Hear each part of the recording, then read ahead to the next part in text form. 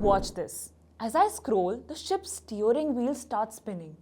The movie posters fade in and out like scene transitions, and the credits at the bottom blur in and out just like the ending of a film. And the coolest part, everything reverses when you scroll back up, creating this super smooth interactive experience. This entire page is Pirates of Caribbean themed, and we've built all these effects using only CSS. No JavaScript, no extra bloat, just clean, efficient code that runs smoothly. Now, why CSS? Well, CSS-based animations are lightweight, easy to implement, and don't slow down your site like JavaScript-heavy effects can. This means faster loading times and a better user experience, especially on mobile. Alright, let's jump in and start building this page from scratch. So here's the page that we have set up. First up, we need to make the ship's steering wheel spin as we scroll. To do that, we'll insert an image widget inside a container and select the wheel image. Then we'll head over to the advanced section, set a custom width and tweak it based on the screen size so it looks perfect on all devices. Now we'll assign the CSS class name rotate image to it.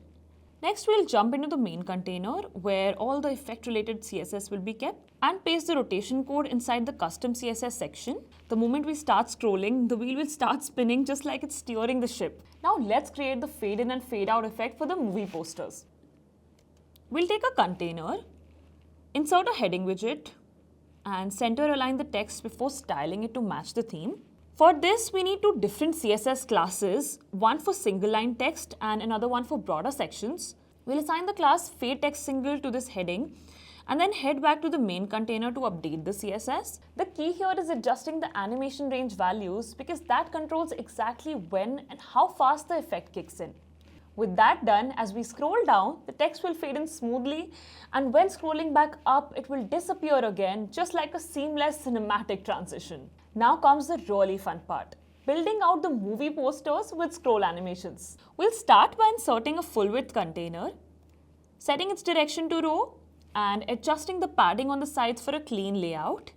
Inside it, we'll drop in an inner container, assign it the class fade text multi, and add a thin border with a slight border radius to make it look more polished. Now we start filling it with content. First, we'll add an image and apply a top right border radius so it blends smoothly. Then we'll set the image padding to 0 so it sits snugly in the container. Next, we'll insert another inner container, add some padding on the sides and top and start stacking the text elements. We'll add a movie title as a heading, style it properly and then insert another heading for the IMDb rating. To finish it off, we'll add a button, center align it and style it to match the overall Pirates theme.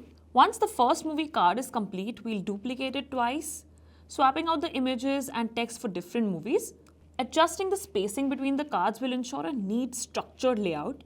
Since we've already added CSS, the fade in and fade out effect will automatically kick in as we scroll. If anything feels too slow or too fast, we can tweak the animation range so the effect fits perfectly with the content length. And here's the thing. We are doing this all with CSS because it keeps the animation smooth without relying on heavy JavaScript or external libraries. But even with lightweight effects like these, site speed matters. Too many animations, high-resolution images, or extra scripts can slow things down, which is why I always recommend using Airlift. It is a free speed optimization plugin that helps keep your website's performance above 90, optimizing images, scripts, and other elements automatically. Alright, for the next part, we need to create side-by-side scrolling sections. We need to take two section container, assign different classes to each section, and place the content inside them. This way, as we scroll, each section fades in and out separately. To wrap it all up, we're adding a blur effect to the credits section.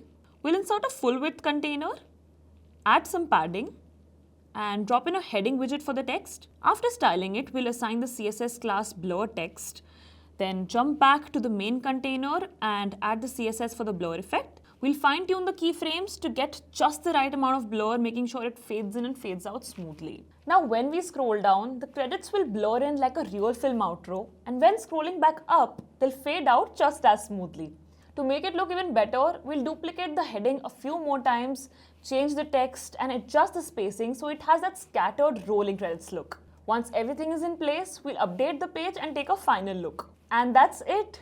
We now have a fully interactive scroll animation page built entirely with CSS inside Elementor. I've left all the assets and code in the pinned comment below, so you can grab them and apply these effects to your own website.